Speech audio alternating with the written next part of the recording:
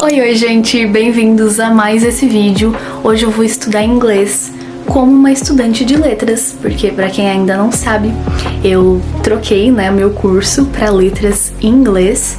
Não é letras português e inglês, é letras só em inglês mesmo, licenciatura, pra dar aula. E hoje eu vou mostrar pra vocês como é a minha rotina praticando inglês. Eu vou mostrar pra vocês como que a gente pratica lá na faculdade. Então, se você tá começando letras achando que você vai aprender inglês lá, não, a gente não aprende inglês lá. A gente não faz um cursinho de inglês na faculdade, mas a gente pratica muito.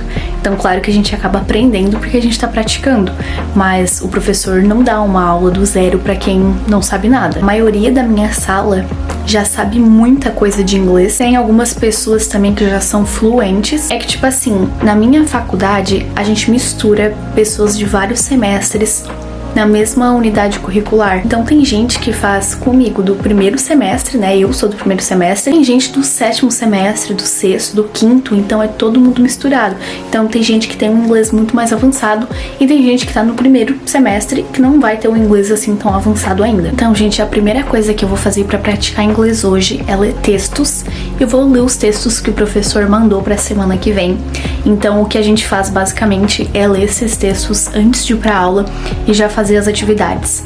Então a gente lê o texto prestando atenção nos blocos de palavras, que são os chunks of language. Para quem ainda não sabe o termo, é esse o termo que vai descrever os blocos de palavras, porque pra gente ler inglês com mais eficiência, a gente não precisa prestar atenção em cada palavrinha solta, cada mínimo detalhe. A gente presta atenção nos blocos de palavras, porque às vezes são blocos de palavras que sempre vão estar juntos, que fica mais fácil de a gente memorizar, aprender como utilizar eles. Por exemplo, a frase How long have you been, tchananã, alguma coisa.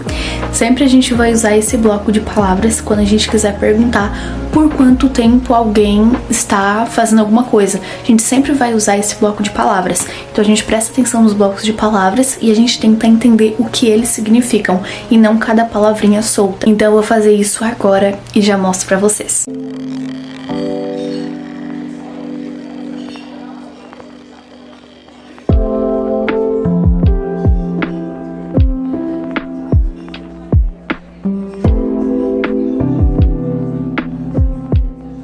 Então, gente, uma coisa que a gente faz e que eu tô até lendo sobre isso aqui no texto que o professor passou para o que a gente vai estudar essa semana, é a gente saber substituir as palavras em inglês. Tipo assim, se você tá falando sobre a bolsa, tipo assim, I bought a new purse, eu comprei uma nova bolsa. Aí, se eu for falar de novo dessa bolsa, eu substituo a palavra por outra coisa, para eu não precisar ficar repetindo a mesma palavra, para minha comunicação ficar mais limpa, sabe? Aí eu posso falar, por exemplo, I bought a new purse, it was cheap, Eu comprei uma nova bolsa e foi barato. Eu não preciso repetir que a bolsa foi barata. Não preciso ficar repetindo a mesma coisa 300 vezes. Outra coisa que a gente faz é a gente ler em voz alta esses textos. Então a gente não simplesmente lê aqui na nossa mente, mas a gente lê em voz alta pra gente estar sempre tentando melhorar a nossa pronúncia. Porque quando a gente lê em voz alta, a gente acaba se deparando com algumas palavras que a gente não sabe pronunciar. Uma coisa muito legal que eu descobri na faculdade, que eu quero compartilhar com vocês, é um método que a gente usa para aprender vocabulário.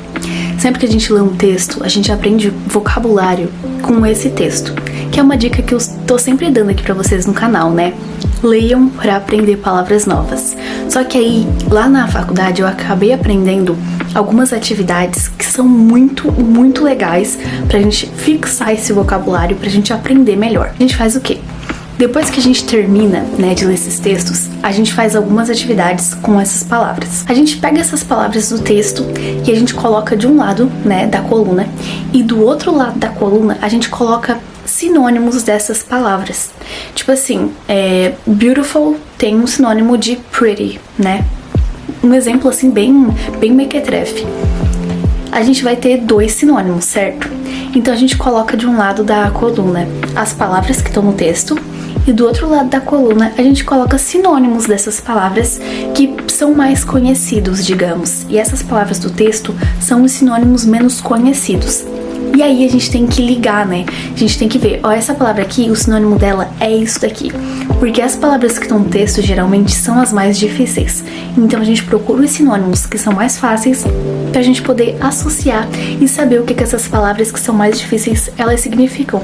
E também pra gente aumentar o vocabulário. Porque às vezes a gente sabe falar alguma coisa em inglês, só que a gente só sabe aquela palavra ali, a gente fica sempre repetindo a mesma palavra. Outra atividade para aprender vocabulário em inglês foi assim: a gente coloca a palavra, né, em inglês, e do lado a gente coloca duas opções, dois sentidos para aquela palavra. Porque quem tá estudando inglês sabe que a maioria das palavras tem muitos sentidos diferentes, principalmente algumas palavras que fazem parte de phrasal verbs. Algumas vezes a palavra num contexto significa uma coisa e em outro contexto significa outra totalmente diferente.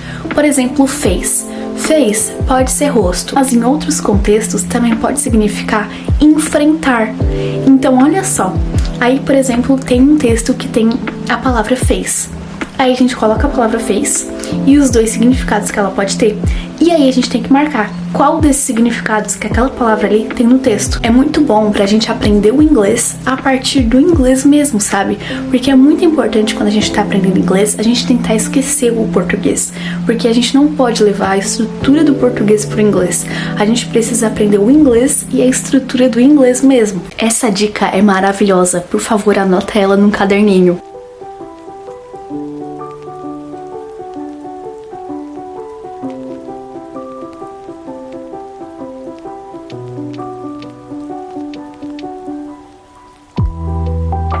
Gente, eu acabei de achar a atividade aqui que eu tava falando sobre pra vocês e eu vou dar uns exemplos pra vocês do que eu tô falando. Por exemplo, a gente leu um texto sobre um menino que tava atrasado pra aula, enfim.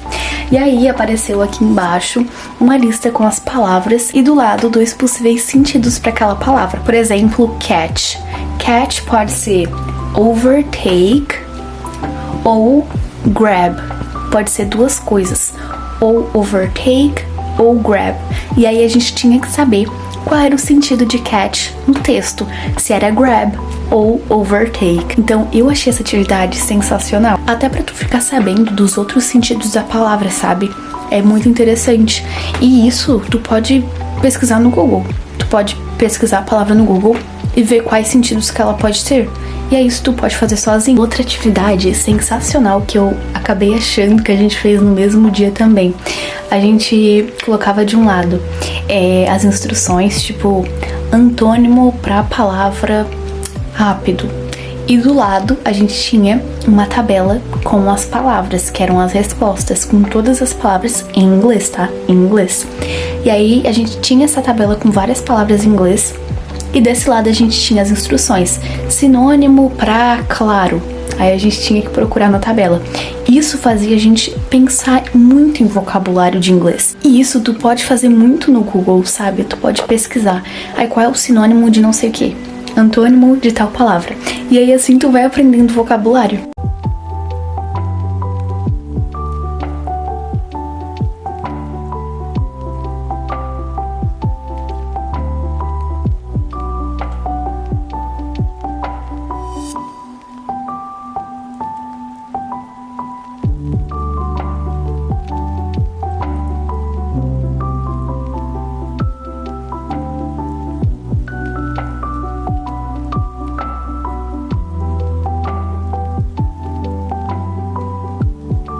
Outra coisa que é muito importante que a gente tá sempre fazendo é que a gente tá sempre tirando nossas dúvidas.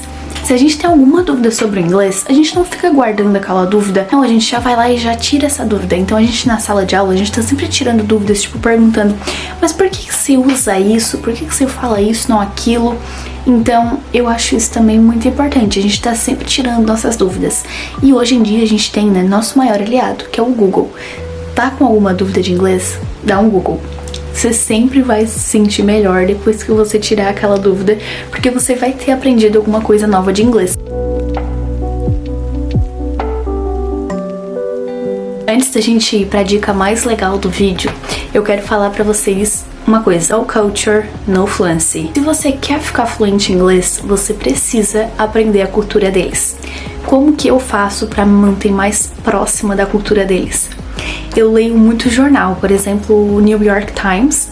Quem me acompanha sabe que eu sempre recebo a newsletter deles no meu e-mail, e aí eu acho isso muito legal pra estar sempre se mantendo atualizada.